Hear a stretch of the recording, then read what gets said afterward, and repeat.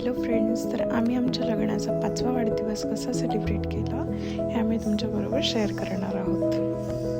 आम्ही सकाळी उठून सगळेजण फ्रेश झालो, भगवंतांना वंदन करून दिवा लावून आशीर्वाद घेतला आणि त्याच्यानंतर जेवण बनवायला सुरुवात केली. आज नवऱ्याच्या आवडीचं काहीतरी बनवायचं म्हणून त्याच्या आवडीचे बनवलेत आम्ही मूग आणि पालकाची भजी, त्याचबरोबर कढी आणि शाही ब्रेड. खरं तर लग्नाला 5 वर्ष झाली असं वाटतच नाही आहे. तुमचा जोडीदार जर छान तुम्हाला समजून घेणारा, प्रेमाने राहणारा आणि नवऱ्यापेक्षा एक मित्र म्हणून राहणारा असेल तर लग्नाची कितीही वर्ष तुम्ही सहजपणे काढू शकता. आम्ही छान मज्जा करत असा आमचा स्वयंपाक उरकला आहे आणि ही आहे शाही ब्रेड, आमची सगळ्यांची फेवरेट, स्पेशली मैत्रीची फेवरेट. आणि हे आमचं चुटुकलं बाळ आम्हाला शुभेच्छा देत होतं.